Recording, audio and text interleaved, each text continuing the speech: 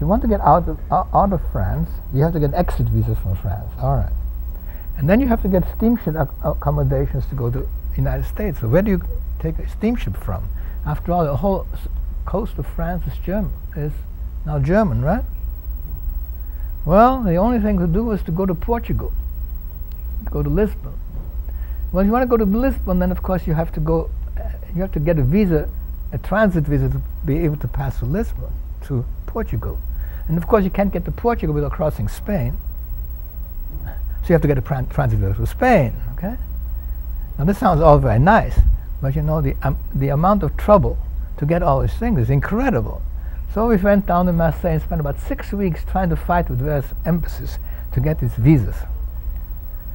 My aunt had bought the steamship tickets. And so after 6 weeks there, we finally got all the visas together and took a train. Took a train which took us down through Spain and into Portugal, to Lisbon.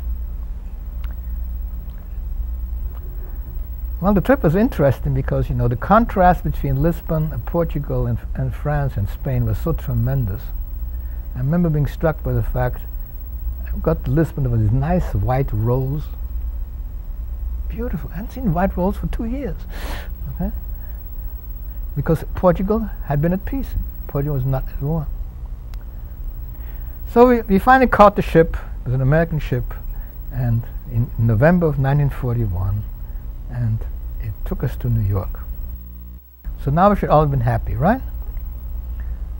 Well, in some sense we were. But I remember I was not very happy at all. Well, my aunt lived in New York in the Lower East Side, which is a rather bad part of the city. I found the city very depressing. I didn't know the language.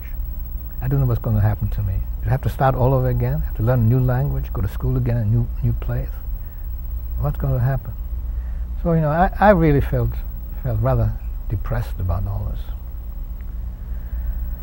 And it was kind of difficult, but, you know, finally we tried to get back to doing something. So my mother rented an apartment in Brooklyn, and she went to work. She went to work in a factory sewing pocketbooks.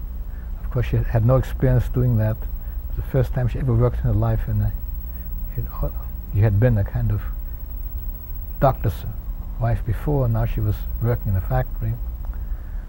And I went to school, went to high school, entered high school, and I didn't know the language. And so I remember a very interesting program when I enrolled in high school. It was 6th term German, and 8th term French, and 1st term algebra, and 4th term English. That was my program in the 1st term of high school. Because it was backwards in mathematics, but I knew those languages, right? So the net result was that I managed to learn English after a while. It was actually an easy language to learn, except for the pronunciation, which is awful.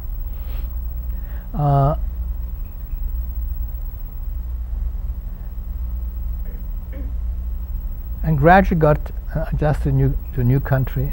So I had never seen a pizza, for example, and I took one look at it and I said, "What is that? That looks as though it's already been eaten once."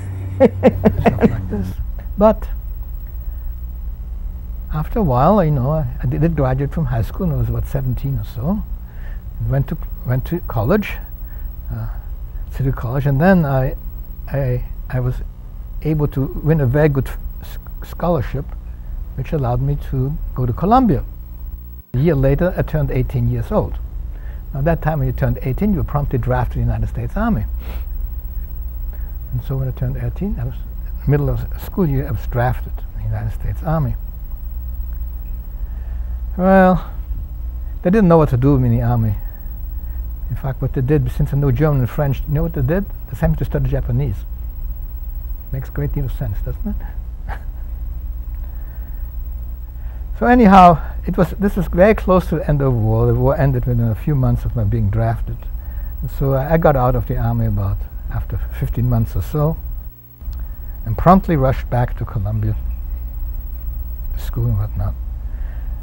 And then an awful thing happened. I got terribly depressed.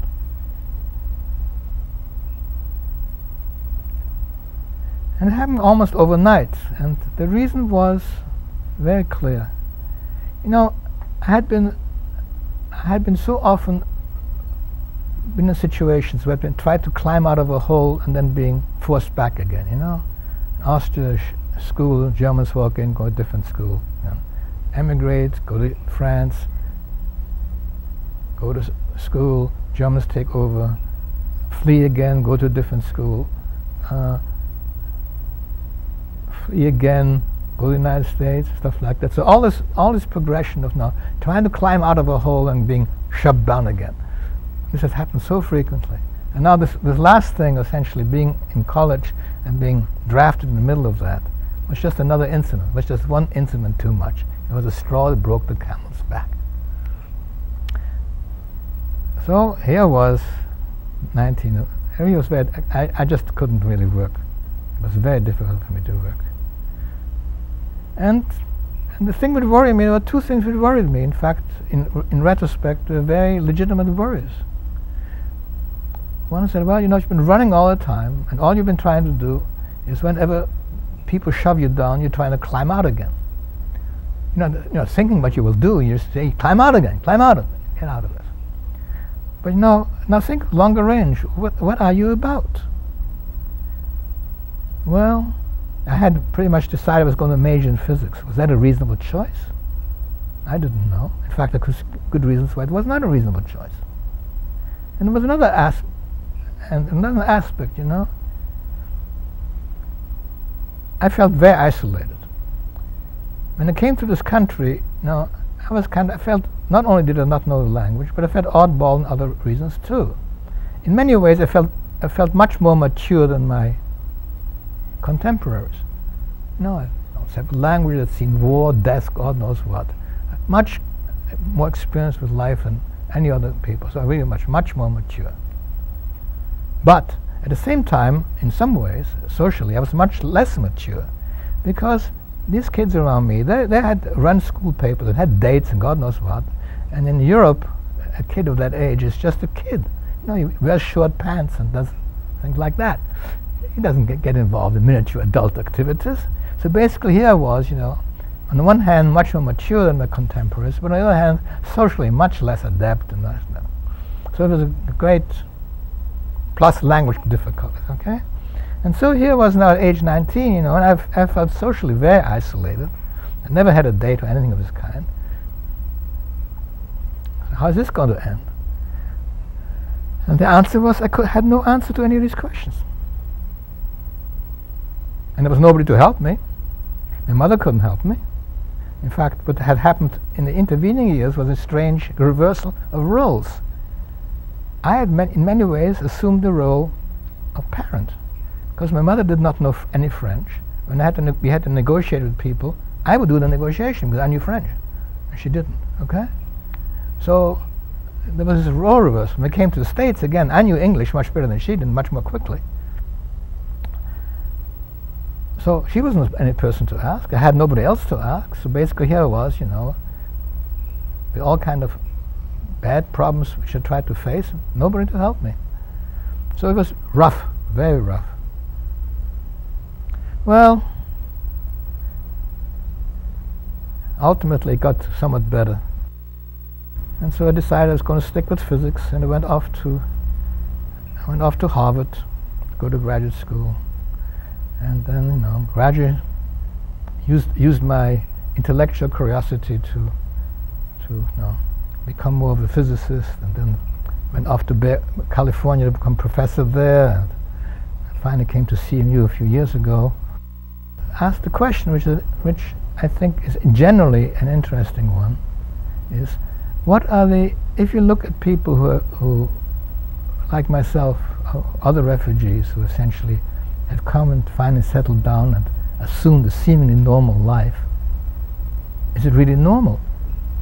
Or have there been any repercussions long-term in their lives of what they essentially experienced as young persons?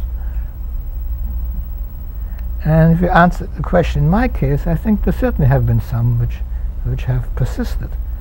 One, which is the most obvious one, is, I'll tell you, is that to this very day, whenever somebody makes an appointment with me and say, my sister says I'll see you at 4 o'clock, she doesn't show up by 4:30 or whatnot, I get extremely nervous. I almost feel something awful may have happened. And it's quite clear what's happening. It's a picture of my father who went out and never came back. And so I can tell myself rationally, say, that makes no sense, probably everything is fine, don't get panicky. But my emotions just go like that. And that you can probably understand why this is.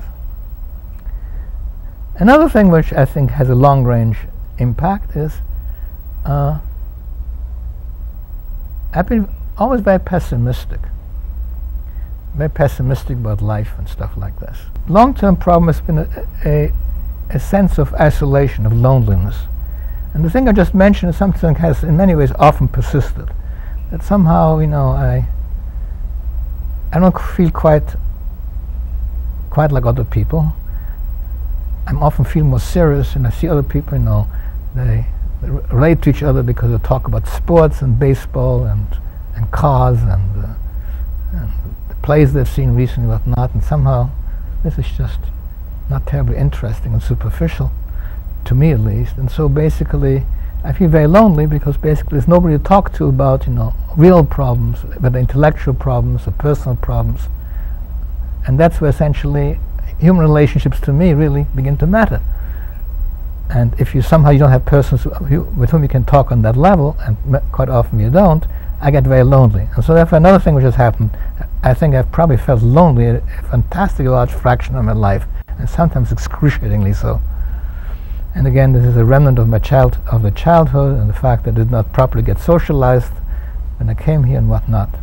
But those are long-term consequences, and those have never left me, and to this very day. So I've told you basically the beginning, reasonably peaceful life in Austria, the episode of St. Louis and what happened afterwards. And let me point out, in some sense, I was lucky, because of these 900 odd passengers in the St. Louis, who got distributed over 4 countries, a very large fraction perished. The whole family on both sides, except for the people who were here, were wiped out during the Holocaust. And in fact, in a very non-forgettable day was in 1945. There was one sort of distant cousin who, I don't know the ins and outs of what happened, but he ended up, after the war, going to Israel. And he wrote a letter on that, those blue air mail letters that you kind of fold up. And I will never forget the day that this came, and I remember exactly where I was standing and where my mother was standing. It was a really horrifying time, just listening to my mother read out about, her sister's children were shot while she was forced to watch, and then she was thrown into an oven. And I mean, it's just, an absolutely horrifying litany of what happened to everybody. And some of the relatives were in a camp, and somebody came down with typhoid, and everybody tried to have very close contact so they could die of typhoid rather than it was just a absolutely unbelievable letter, which